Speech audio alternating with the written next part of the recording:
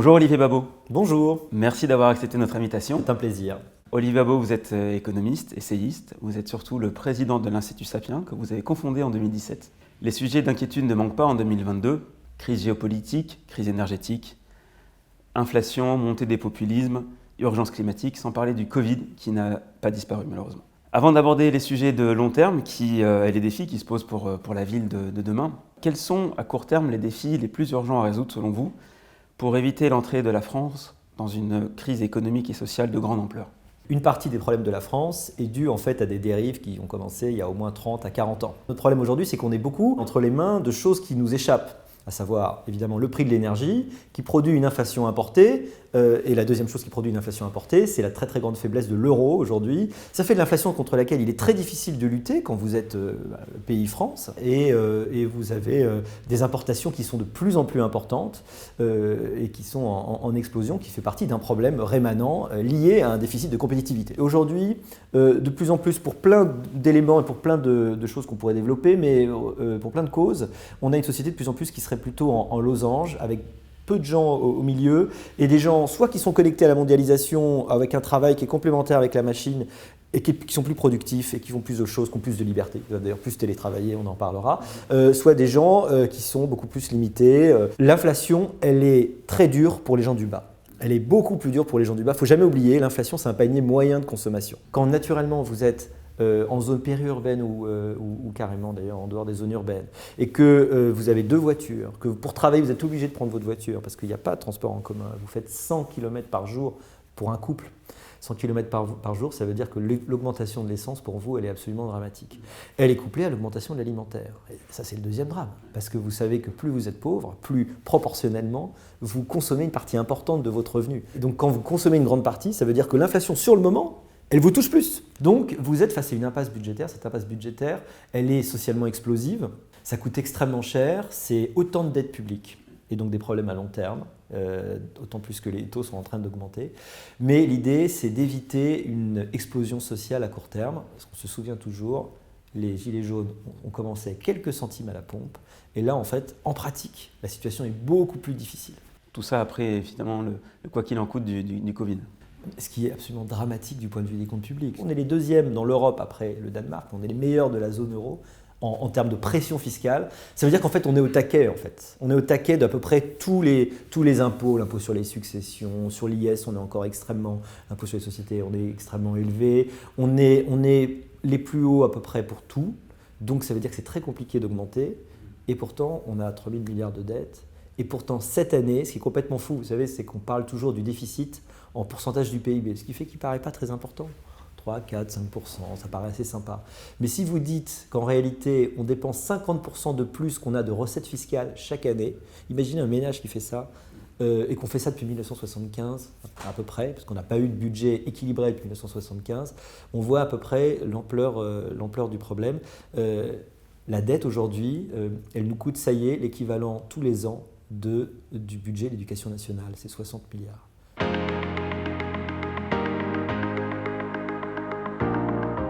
Vous évoquiez à l'instant les sujets liés à la mobilité, au transport en commun, au transport même. À plus long terme, on a un objectif de neutralité carbone à horizon 2050. Et cet objectif, en fait, il va obliger les villes à repenser les déplacements pour évidemment limiter les émissions de gaz à effet de serre. Faut-il, selon vous, développer à tout prix les mobilités douces en allant jusqu'à l'interdiction de la voiture, comme on peut le voir dans certains quartiers de grandes villes en Europe, Barcelone, peut-être demain Berlin. Voiture électrique, trottinette électrique, vélo, transport en commun, train. Comment se déplacera-t-on dans la ville de demain, dans les territoires, selon vous?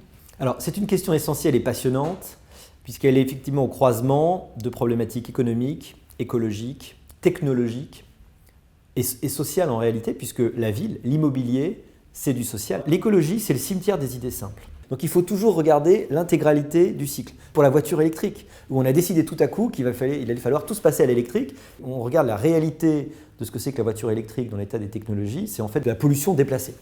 C'est qu'en fait c'est une dépendance évidemment chinoise aux métaux rares, aux terres rares, et puis une pollution qui arrive à un autre moment, qui est juste à un autre endroit au moment de la production, mais qui fait qu'en réalité par rapport à la production et à la pollution d'une voiture thermique, les avantages, en particulier pour les citadines, ne sont pas évidents, au moins jusqu'à 50 000 km par exemple. Donc ça pose vraiment des questions.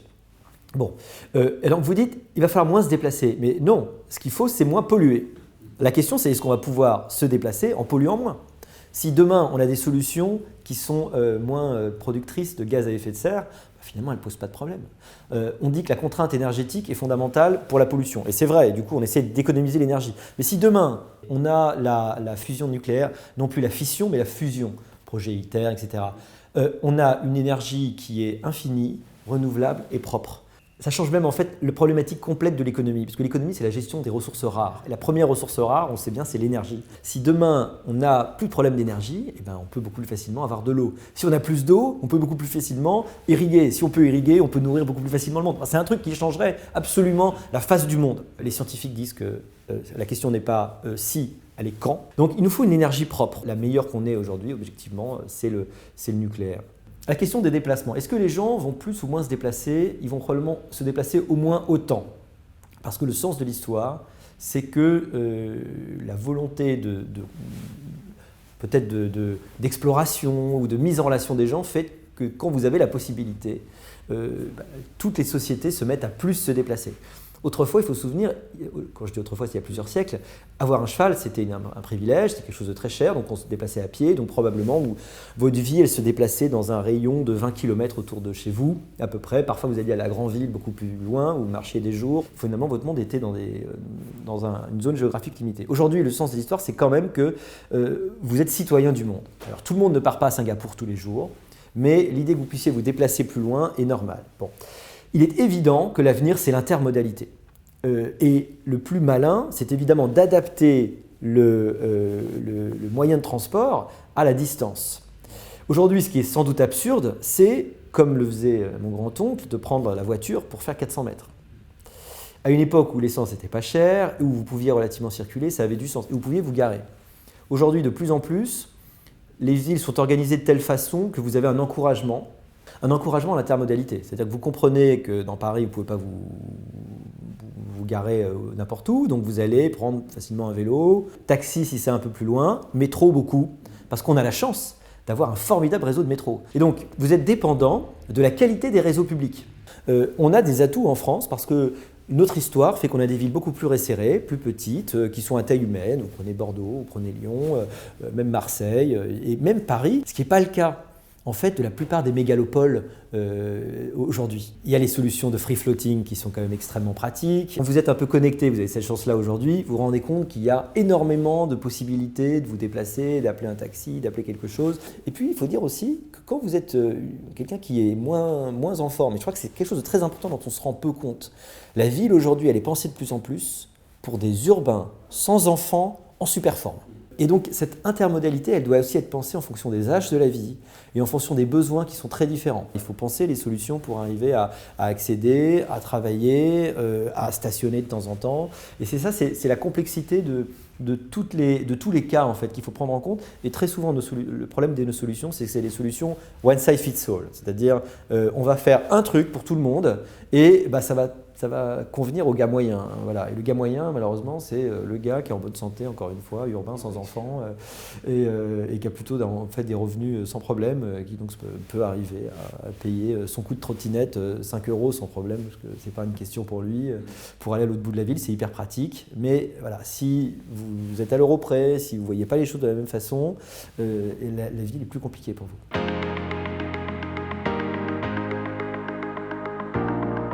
L'un des sujets liés au déplacement, c'est évidemment celui de la forme de la ville, de l'étalement urbain. La loi climat et résilience, qui a été adoptée en 2021, vise notamment à lutter contre l'étalement urbain en limitant fortement l'artificialisation des sols, avec un objectif de zéro artificialisation nette des sols en 2050. Pour simplifier, il s'agit de réconcilier urbanisme et écologie et répondre concrètement à l'urgence climatique. Dans le même temps, dès que l'on s'éloigne des grandes métropoles où les valeurs métriques sont élevées, les professionnels de l'immobilier, du bâtiment, pointent la difficulté d'assurer une viabilité financière des opérations de restructuration, de transformation des immeubles existants, immeubles de bureaux, résidentiels, locaux d'activité, zones commerciales. Dans un pays où la population et les emplois continuent de progresser, et donc les besoins immobiliers continuent de croître, n'y a-t-il pas un risque, selon vous, de mettre un peu la charrue avant les bœufs avec le déploiement du ZAN? En même temps, pouvait-on faire sans cette forme de radicalité pour faire bouger les lignes? Alors moi je fais partie des gens qui sont très réservés ou dubitatifs ou qui questionnent, mettons, la radicalité, la pertinence de la radicalité. Bon. Par exemple le ZAN, donc, zéro artificialisation nette. Qui l'a décidé? À quel moment on a évalué que ça y est, on était au taquet sur l'artificialisation des sols? À quel moment? Qui a calculé que c'est ça qui allait être déterminant dans la préservation de la biodiversité? On n'a pas une densité si mauvaise en France. On a plein d'endroits où il n'y a absolument rien. Il y a aussi la question de la définition même du zéro artificialisation nette. Par exemple, un square, un parc dans une ville, ça compte pour de la zone artificialisée. Ça ne compte pas comme une zone, donc on le compte comme un parking si vous voulez, ce qui n'est quand même pas exactement la même chose. Donc déjà, je trouve qu'il faudrait questionner, il faut essayer de penser la ville de demain par rapport à la ville d'aujourd'hui et aux besoins. Qu'est-ce qui se passe? Eh bien, il y a une grande surprise depuis 20 ans, c'est qu'on pensait qu'avec Internet, l'espace était aboli. Et d'ailleurs, même avec le Covid, on s'est dit « Oh, ça y est, tout le monde va aller vers la campagne ». Ben, ce n'est pas vrai. Déjà, le mouvement vers les villes moyennes qui a fait que beaucoup de gens allaient acheter des maisons, etc., est en train de chuter. Pourquoi? D'abord parce que chauffer sa maison, c'est beaucoup plus cher que chauffer son appart. Et puis vous vous rendez compte qu'il y a énormément de coûts qui sont avec une maison. Une maison, c'est pas du tout la même chose qu'avoir un appartement dans une collectivité où vous payez des trucs relativement équilibrés. Donc la maison, c'est pas vrai. La course vers la maison, la course vers la ruralité, c'est pas vrai. Bizarrement, depuis 20 ans, l'espace est plus important qu'avant. C'est très bizarre parce qu'on peut communiquer, mais en fait, Internet a augmenté la tendance des gens à vouloir être groupés entre semblables. Et donc, on n'a jamais eu autant de volonté des gens à être tous serrés les uns contre les autres. Et donc, ça crée, en fait, notre problème essentiel, qui est que dans les grandes villes, c'est le cas à Bordeaux, c'est le cas à Marseille, c'est le cas à Lyon, c'est même le cas à Rennes, un petit peu à Nantes. Dans les grandes villes aujourd'hui régionales, vous avez tous les gens qui ont les moyens, qui vont faire augmenter, exploser le prix des mètres carrés en centre-ville, parce que la vie en centre-ville, évidemment, elle est super. Vous baladez à vélo, vous baladez en trottinette, vous baladez à pied. Ces gens-là, ils ont envie de cette ville du quart d'heure idéal. Et en fait, moins vous êtes riche, moins vous avez les moyens, plus vous êtes petit à petit repoussé à la périphérie, c'est ce qui se passe aussi à Paris. Et donc, cette périphérie, c'est la plupart du temps une périphérie subie, en l'occurrence. Vous avez l'impression qu'elle est choisie? Non, elle est subie. Si les gens travaillent à 100 km de l'endroit où ils habitent, c'est pas parce qu'ils l'ont choisi. Ils ont choisi de travailler, d'être si loin parce qu'ils se sont rendus compte que c'est là qu'ils avaient les moyens, effectivement, d'avoir un pavillon, d'avoir un petit jardin, d'avoir une qualité de vie. Vous n'arriverez pas à convaincre les gens que c'est mieux d'être serré dans 3 fois moins de mètres carrés. C'est pas très compliqué en France de sortir d'une des grandes villes métropoles et dans une demi-heure être dans la campagne complète, je veux dire d'être complètement dehors. Donc ces gens, c'est un étalement subi qui fait qu'en réalité, il est extrêmement discriminant socialement. Donc la qualité de vie, en fait, elle est très discriminante. Si vous jugez avec l'idéal de dire il faut que les gens vivent dans un centre-ville où ils puissent tout faire à pied, avoir une vie sympa, travailler où ils vivent, en fait, malheureusement, du fait de la concentration naturelle des gens qui veulent être au même endroit, eh ben, c'est en fait discriminant socialement. Voilà. Il y a forcément à un moment des espèces de métropoles régionales qui se mettent en place. Donc on les a citées, on les a un petit peu évidemment en tête, on pourrait citer Lille naturellement. Il y a ces métropoles qui sont naturellement des endroits où se créent les emplois. Vous pouvez un petit peu décentraliser des emplois, mais grosso modo, à un moment, il faut que les gens se retrouvent à un endroit. Et donc, ça crée quand même des endroits où les gens vont devoir aller travailler. Et comme ils ne vont pas tous pouvoir habiter au même endroit parce qu'il y a de la pression, il y a une augmentation. On est beaucoup plus nombreux qu'il y a 50 ans. Et il faut comprendre la logique sociologique qui fait que les gens sont au même endroit. Et pourquoi ils sont au même endroit? Parce que ce qui est important, c'est là où vous vivez, c'est avec qui vous vivez. Très compliqué d'éviter cet éloignement. Alors, vous pouvez faciliter. Vous pouvez faciliter la création d'emplois dans d'autres endroits, le déplacement, faire aussi des avantages fiscaux locaux, aider quand vous avez des municipalités ou des collectivités locales intelligentes qui créent les bonnes incitations. Si vous avez des élus locaux qui comprennent l'économie, qui comprennent les interdépendances, qui organisent les choses pour rencontrer les parties prenantes, créer des guichets uniques. Ça avait été le cas à Reims. Il y avait une super initiative qui s'appelait Invest in Reims. Et bien, si vous arrivez à créer ces guichets uniques, ces encouragements, si vous arrivez à créer, au bout d'un moment, vous avez cette espèce de foisonnement d'emplois qui fait que vous allez pouvoir y aller. Je sais que par exemple pour Bordeaux, où ça se développe pas mal, mais la grande difficulté des couples qui arrivent, on en voit plein qui arrivent, notamment évidemment de Paris, c'est que le premier il arrive à son emploi et le deuxième il cherche. Il aimerait bien en avoir un. Plus vous allez créer des emplois, vous savez comment marche l'économie, plus il y en a. Et donc c'est quelque chose qu'il faut savoir encourager, c'est des choses qui prennent du temps et ça veut dire que c'est des élus qui comprennent les logiques économiques. Ça veut dire aussi que tous les territoires n'ont pas les mêmes avantages. Donc comprendre l'intérêt des territoires, comprendre les avantages comparatifs et les développer. Ça évidemment, ça prend du temps. Bien sûr.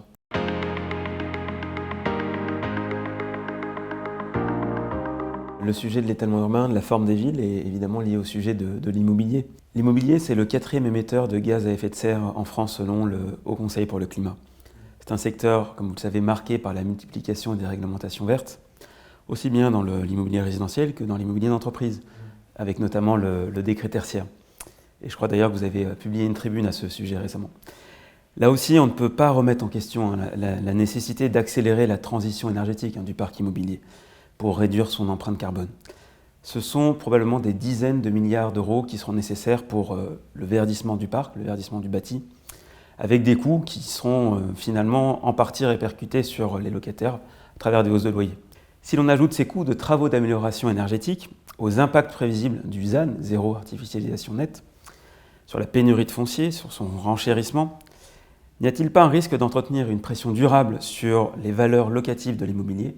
Olivier Babot, vous qui êtes économiste, est-ce bien soutenable pour les ménages comme pour les entreprises, à l'heure où le pouvoir d'achat est érodé, à l'heure où les marges de trésorerie sont attaquées, sont impactées par l'envolée de l'inflation ? C'est une de mes grandes préoccupations et c'est un signal d'alarme que j'ai tiré avec quelques-uns, parce qu'en effet, on va à mon sens en face d'un renchérissement très important de l'immobilier, donc d'une plus grande difficulté pour les gens à se loger, que ce soit en achat, évidemment, où c'est de plus en plus éloigné, encore plus avec l'augmentation des taux, ou en location. Peut-être un ralentissement des constructions aussi, parce qu'il y a un problème de rentabilité tout simplement. Vous allez créer la rareté, donc naturellement, quand vous avez une demande qui va augmenter, puisque vous avez une augmentation de la population, c'est évident que vous allez renchérir le foncier. Ça, c'est la première chose. La deuxième chose, c'est que naturellement, vous avez plusieurs contraintes. Vous avez la contrainte sociale, qui est celle de loger les gens pour le moins cher possible, de façon accessible, pour qu'ils puissent vivre dans un nombre de mètres carrés qui soit décent pour leur famille. Et puis vous avez la contrainte écologique. Vous l'avez dit, le logement, c'est un grand pollueur. Donc il faut faire quelque chose, naturellement. Mais on a attiré l'attention sur le fait que les lois qui ont été décidées sans vraiment d'évaluation des conséquences, c'est un peu le problème des lois très souvent, c'est qu'il n'y a pas d'évaluation réelle de l'effet que ça va entraîner, vont entraîner un renchérissement énorme du coût de construction. Pourquoi ? Parce que tout simplement vous allez avoir plein d'endroits qui vont être non louables parce que considérés comme des passoires, donc il va falloir les rénover. Le coût c'est entre 38 000 et 48 000 euros de rénovation. Vous avez des goulots d'étranglement parce que vous n'avez plus assez de main d'œuvre. Aujourd'hui vous n'avez plus la main d'œuvre pour faire ce travail, donc ça veut dire que de toute façon ça va prendre du temps. Il y a des endroits où vous n'allez plus pouvoir louer pendant un certain moment le temps de faire vos travaux. Ces travaux sont très importants. On a 60% de propriétaires en France, les gens sont propriétaires eux-mêmes s'ils doivent faire leur rénovation. Eux aussi, ça prend du temps. Les matériaux verts ont des coûts qui explosent pour plein de raisons, mais notamment le fait que la demande augmente. Et on se rend compte aujourd'hui que l'isolation, c'est très facile de passer en gros de la grosse passoire à un peu moins passoire. Mais comme vous savez, plus vous allez vers la perfection, si vous voulez aller vers le A ou B, plus c'est compliqué de gagner les pourcentages. Vous savez, c'est toujours les pourcentages marginaux qui sont compliqués à gagner. En fait, les derniers sont très difficiles. Donc l'isolation, il faut la faire, mais en réalité, elle va être extrêmement chère. Elle va être plus longue, elle va être difficile à financer. Donc ce qui va se passer, c'est un renchérissement énorme. C'est en fait plein d'endroits. On dit qu'il n'y a pas assez de logements en France, mais ce n'est pas vrai. Il y a énormément de logements vides. Mais ils sont vides dans les endroits où personne n'a envie d'aller. Et donc demain, on va avoir en effet des endroits, des logements qui vont être extrêmement chers, des logements qui vont plus être rentables, donc peut-être qui vont être moins construits, tout simplement. Et donc une loi qui va produire des effets assez terribles à court terme, puisque nous on avait calculé qu'il y a plusieurs millions de logements qui ne seront plus sur le marché de la location. La difficulté, c'est qu'il faut essayer de s'adapter au territoire, aux technologies. Face aux problèmes climatiques et aux problèmes sociaux de la polarisation, il faut faire feu de tout bois. Il faut utiliser toutes les choses intelligentes qui sont à notre portée, les adapter au territoire, les adapter au contexte, les adapter à la population. Et c'est comme ça qu'on aura les meilleures solutions. Justement sur l'immobilier professionnel, l'immobilier des entreprises, donc on parle on va vers une pénurie de foncier, une hausse des coûts énergétiques. Donc ce coût immobilier qui est aujourd'hui, qui représente le deuxième poste de coût pour les entreprises, qui sont aujourd'hui majoritairement locataires de leurs locaux, notamment dans les grandes métropoles. Donc vous pensez que ce coût va à long terme continuer de progresser? Alors, évidemment, pour les entreprises, c'est aujourd'hui dramatique. C'est plus gênant pour les entreprises à court terme qui sont très consommatrices d'énergie. Je pense évidemment les hauts fourneaux, vous produisez de l'aluminium ou du verre. Pour vous, c'est dramatique à très court terme. À plus long terme, ça représente pour beaucoup d'entreprises, y compris des entreprises plutôt tertiaires, un surcoût qui est important. C'était déjà un surcoût dont elles prenaient conscience, puisque c'était déjà la plupart du temps dans les centres-villes où le coût ne faisait qu'augmenter, et donc chaque mètre carré commençait à coûter beaucoup plus cher. Avec des tentatives pour aller beaucoup plus loin, par exemple. Mais vous vous rendez compte que c'est compliqué de faire venir les gens plus loin. Parfois, des entreprises qui vont dans les territoires, avec armes et bagages, vont dans une métropole régionale, ça arrive. Bon. Elles cherchent à minimiser ces coûts. Aujourd'hui, la plupart des entreprises, encore plus si elles sont très grandes, parce qu'elles ont des milliers et des milliers de mètres carrés, elles réfléchissent évidemment à l'organisation du bureau, parce que le Covid a changé les choses. On se rend compte aujourd'hui que la demande pour être en télétravail une partie du temps, mettons 2 jours par semaine au moins, et même beaucoup plus, est très forte. Ça veut dire que si vous tournez, vous vous rendez compte que vous avez besoin au moins, disons, d'un tiers de moins de place, théoriquement. Il y a beaucoup de réflexions là-dessus. Je pense que ça va déjà être la première réponse à terme. Vous allez avoir des entreprises qui vont diminuer leur taille, parce que vous vous rendez compte que les consultants, par exemple, ils sont là en fait assez peu. Donc c'est ridicule d'avoir un bureau dédié qui sera vide 99% du temps. Et donc vous allez développer des réflexions sur la maximisation de l'utilisation de l'espace. Ça veut dire plein d'utilisations, par exemple, de bureaux partagés. Les entreprises vont naturellement développer des bureaux qui sont moins des bureaux où les gens vont pouvoir s'enfermer pour travailler seuls, parce que ça, ils le feront plus facilement chez eux ou dans d'autres endroits, mais des bureaux de rencontre. Donc ça veut dire aussi des réorganisations en fait, de l'immobilier de bureau, de la façon dont vous pensez les choses. Ça, c'est en train de se faire relativement rapidement. C'est moins de mètres carrés, c'est plutôt des endroits où vous allez vous rencontrer. Donc c'est ça le sens de l'histoire. Ça dépend beaucoup de votre activité, évidemment, du type d'activité que vous avez. Mais vous avez plein de réflexions qui se sont développées pour arriver à diminuer votre consommation, c'est certain.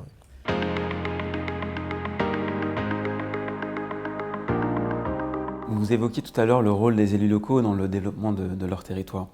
Le baromètre Arthur Lloyd recense cette année de nombreuses initiatives prises par les villes, les collectivités locales, pour répondre justement aux défis climatiques. Tel territoire va déployer des bus à hydrogène, tel autre va instaurer une charte du bâtiment frugal dans la construction neuve. On pourrait considérer que ces initiatives locales ont jusqu'ici essayé de pallier l'absence d'une planification écologique globale. Quel regard porte le libéral que vous êtes à propos de ces initiatives prises au niveau des collectivités locales, des élus locaux le plus souvent? Cette démarche bottom-up est-elle selon vous pertinente pour répondre à un défi planétaire? Moi je trouve formidable les initiatives locales parce qu'on a besoin, vous savez, de l'idée de bac à sable. On se rend bien compte que la centralisation a beaucoup de mal en réalité, on en a parlé, à avoir les bonnes solutions. Parfois elle prend des mauvaises. Elle imagine qu'on va pouvoir tout faire pour tout le monde. Par exemple, l'idée d'un SMIC local n'est pas une mauvaise idée pour aider par exemple des endroits à se développer plus facilement. Donc je trouve que l'un ne s'oppose pas à l'autre. La planification écologique, très bien. Si planifier, ça veut dire évaluer les impacts, essayer de voir à l'avance les problèmes, comprendre les interdépendances, donner les bonnes incitations, créer des bons systèmes de règles, mais qui ne soient pas uniquement des règles qui imposent, mais aussi des objectifs avec des choses, c'est un peu comme le management, vous allez plutôt que planifier en faisant du micromanagement, en disant maintenant tu fais ça, maintenant tu fais ça, maintenant tu fais ça, ça c'est le travail taylorien, vous allez dire l'objectif c'est ça. Maintenant réfléchissez à la meilleure façon pour vous, dans votre territoire, avec votre population, avec ce que vous savez faire, ce que vous avez envie de faire, la meilleure façon pour vous d'y arriver. Et ça, c'est la bonne façon d'y parvenir.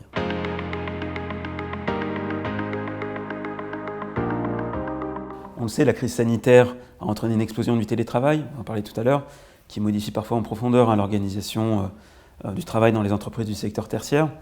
Selon les estimations, 35 à 40% des salariés sont potentiellement éligibles ou sont concernés. Comment le professeur en sciences de gestion que vous êtes juge cette évolution des modes de travail dans l'entreprise? Croyez-vous à la diminution des mètres carrés de bureaux dans les grandes métropoles, voire même, si on prolonge un peu le trait, à la fin du bureau dans le fonctionnement de l'entreprise? Historiquement, la différence entre vie privée et vie professionnelle est relativement jeune. Elle est arrivée au XIXe siècle. Juste là, vous aviez quoi? Vous aviez une économie qui était un réseau de travaux domestiques, avec peu de manufactures. Et en fait, ça arrivait très tardivement, c'est arrivé à la révolution industrielle, où ça s'est développé, puis ça s'est imposé comme un système. Mais jusque-là, les gens travaillaient chez eux. Vous avez votre métier à tisser chez vous, dans votre salon, là où vous dormiez en fait, avec votre famille, et vous travailliez là où vous viviez, c'était naturel. Je pense qu'on est en train de revenir petit à petit vers un petit peu ce mode de vie, avec une porosité entre vie privée et vie professionnelle de plus en plus grande, permise évidemment par les moyens de communication. Cela étant, ce n'est pas le cas de tous les emplois. Évidemment, c'est de plus en plus le cas pour tous les emplois tertiaires de créativité, à haute valeur ajoutée, où vous allez pouvoir travailler un peu partout plus facilement. Vous avez un ordinateur, un téléphone, une connexion Internet, vous travaillez partout. Dans le taxi, dans les résidences secondaires, dans le train, dans l'avion. Donc à la limite, où que vous soyez, vous pouvez être à Singapour, où vous travaillez de la même façon. Vous n'êtes pas obligé d'être à l'endroit. Puis vous avez plein d'endroits, enfin plein de travaux. Donc on dit 40%, ça fait donc 60%, où c'est pas possible. Vous êtes ouvrier du bâtiment, vous êtes coiffeur. Vous ne pouvez pas télétravailler, vous êtes obligé d'être là, il y a un temps de travail, il est déterminé, il y a des horaires, il y a un endroit physique, il va falloir que vous y rendiez. Et pour vous, évidemment, la question ne se pose absolument pas dans les mêmes termes. Donc ça, il ne faut pas oublier tous ces emplois qui sont des emplois nécessaires à la vie des autres. Ce qui est certain, et j'ai beaucoup oscillé en fait depuis le Covid. J'avais écrit une tribune où je disais « Pourquoi je ne rentrerai pas au bureau ?» Et puis je me disais finalement le bureau, c'est plus la peine du tout, c'est fini. Et puis n'ayant plus de bureau, après je me rends compte, ah oui mais quand même il nous manque quelque chose.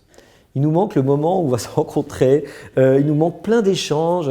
Alors moi j'enseigne la sociologie des organisations, je suis le premier à dire tout le temps aux étudiants, mais les choses importantes, elles ne se décident pas en réunion. La réunion, c'est la mise en scène formelle de la décision. La réalité, c'est que la décision, elle s'est prise à la machine à café. Ça s'est pris avant, ça s'est pris dans les couloirs, ça s'est pris entre deux portes, ça s'est pris dans l'emmûrissement qui se fait dans les échanges. Les échanges informels. Et les échanges informels. La réalité de l'entreprise, et même l'affectio societatis. Le fait que vous allez croire que vous faites partie d'une entreprise, vivre des choses ensemble, ça se provoque, ça se fait dans l'endroit. Et donc toute la subtilité aujourd'hui, c'est d'arriver à garder le meilleur du télétravail, c'est-à-dire le fait que vous allez être moins dérangé, vous allez avoir une productivité qui est meilleure, l'environ de 12 à 20% meilleure la productivité quand vous êtes seul chez vous. Vous êtes bien, vous êtes chez vous, vous êtes de machine à café, vous n'êtes pas gêné en permanence par des gens qui arrivent, vous perdez un peu moins de temps probablement à la machine à café d'ailleurs, et donc vous êtes plus productif. Mais pour plein de choses, il faut aussi garder l'avantage extraordinaire de cette coprésence physique, du fait d'être ensemble. Il y a une grande partie de la communication qui ne passe pas uniquement par le verbal. Et vous vous en rendez compte, y compris en télé, en Zoom ou en Teams, où il y a du 2D, vous voyez les gens, mais il y a une grande partie de la conversation, de la subtilité, des échanges, qui n'est plus aussi fluide, et vous ne dites pas les mêmes choses. Et donc, bizarrement, contrairement à ce qu'on aurait pu penser au tout départ, les bureaux ont un avenir.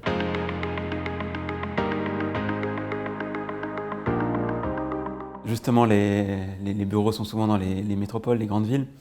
Les métropoles ont symbolisé le dynamisme économique pendant de longues années.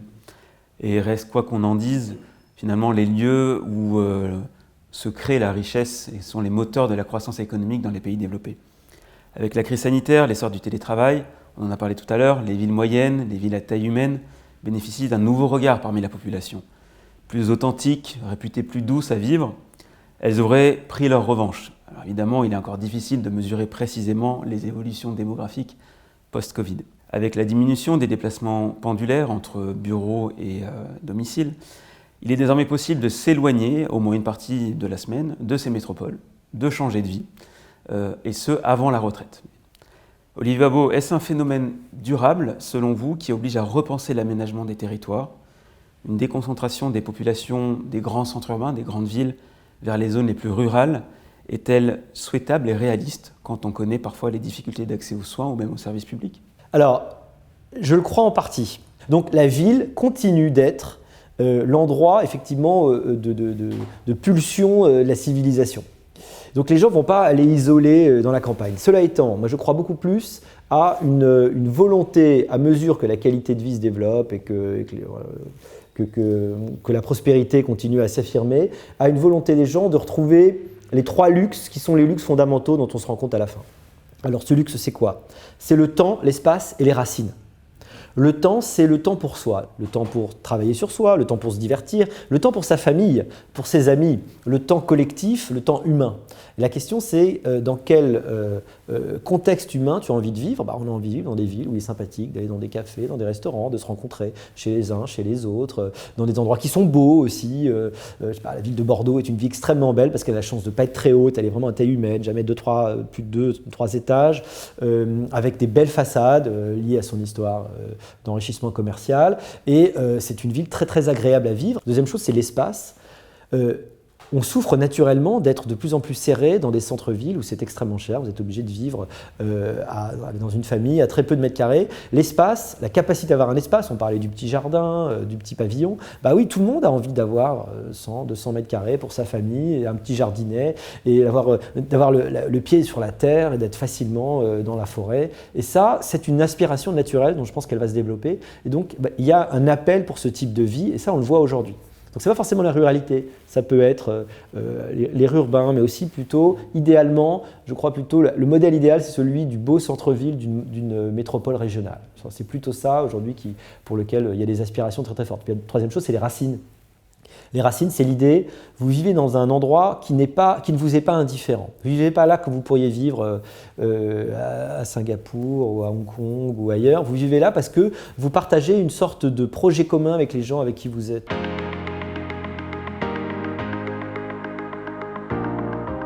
Le baromètre Arthur Lott s'intéresse cette année au verdissement de l'économie, plus particulièrement aux projets d'investissement des entreprises dans les différentes filières. Il peut s'agir de gigafactories, de fermes solaires, de cimenteries bas carbone, d'hydrogène vert, d'économie circulaire. Les projets se multiplient et s'accélèrent, et d'après nos calculs, plus de 9 milliards d'euros ont été investis sur le seul premier semestre 2022. Certains territoires comme le Nord, le Rhône, l'Hérault, la Seine-Maritime et bien d'autres se démarquent nettement. Olivier Babot, diriez-vous que l'innovation peut être plus forte que la frugalité, voire que la décroissance, pour assurer la transition écologique? Quel regard portez-vous sur la décarbonation de l'économie, la montée en puissance des filières de développement durable dans les territoires? Alors je le crois profondément, que l'innovation est la solution. Pourquoi? Parce qu'on a des contraintes contradictoires. Si la décroissance c'est la solution, ça veut dire aux gens, rendez-vous compte comment vivaient vos arrière-grands-pères et vous allez à peu près refaire la même chose. Vivre dans le froid, vivre aussi avec des innovations technologiques de santé, par exemple, qui ne vont pas aussi vite. Parce que tout ça va ensemble. Si on a tant d'innovations de santé, c'est parce qu'on a cette prospérité. La croissance, elle permet de financer les progrès dont on profite tous. Les pronostics sur les cancers sont de mieux en mieux. Vous arrivez à être sauvé. Vous avez des progrès de la médecine qui sont extraordinaires. Ils sont aussi liés, il faut se souvenir, au progrès, la division par 2 de la mortalité infantile depuis 30 ans dans le monde. On ne s'en rend pas compte, parce qu'en France, on était déjà en avance. Mais la mortalité infantile était divisée par 2 depuis 30 ans. C'est extraordinaire. L'espérance de vie a été multipliée par 2 depuis 100 ans dans le monde. Et ça, c'est grâce à la technologie, ça va de pair avec la prospérité.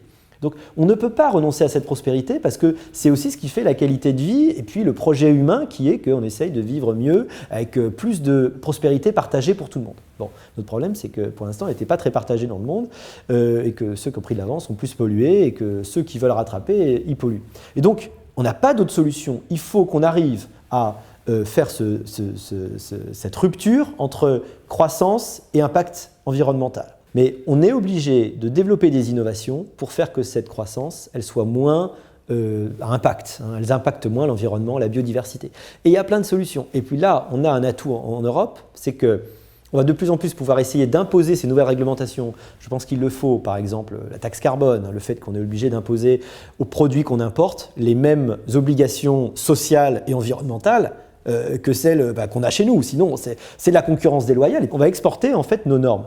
Et nous, là-dedans, c'est là qu'on aura des avancées technologiques et qu'on a intérêt et raison d'innover, d'investir pour arriver à trouver des technologies, parce qu'il y a plein de moyens d'arriver à développer des technologies qui soient moins intensives en consommation de matières premières, capables de réutiliser, capables de faire de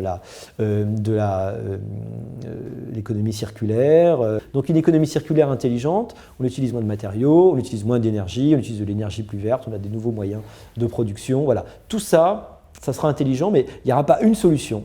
C'est un ensemble de solutions, une myriade de choses qui vont être tentées, une myriade de flèches qu'on va pouvoir faire pour arriver à améliorer ce ratio production par rapport à impact. Ça veut dire aussi, du coup si je comprends bien, créer de nouveaux emplois dans ces filières vertes, parfois loin des centres-villes, puisqu'on parle d'industrialisation, de réindustrialisation.